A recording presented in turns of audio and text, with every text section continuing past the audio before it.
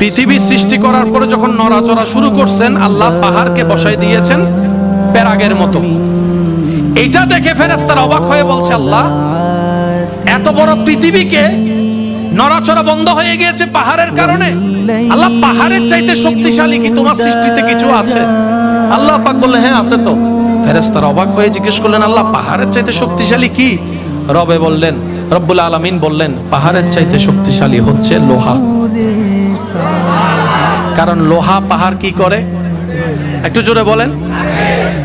পাহাড়ের চাইতে শক্তিশালী কি? কারণ লোহা পাহাড়কে কি করে?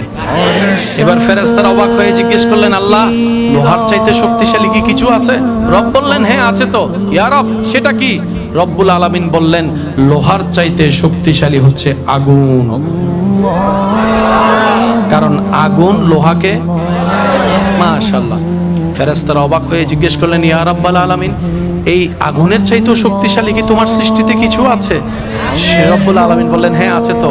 ইয়া রব, সেটা কি? বলে যে এই আগুনের চাইতে শক্তিশালী হচ্ছে পানি। আল্লাহ পানির চাইতে শক্তিশালী? রব বললেন বাতাস। কারণ বাতাসে পানিরে যেদিকে মন চায় সেদিকে। আল্লাহ বাতাসের সাথে শক্তিশালী কি আছে? রব্বুল আলামিন বললেন, আমার বান্দাদের সেই দান যেটা ডান হাতে দিবে আমার জন্য বাম হাত জানবে না, বাম হাতে দিলে ডান হাত জানবে না।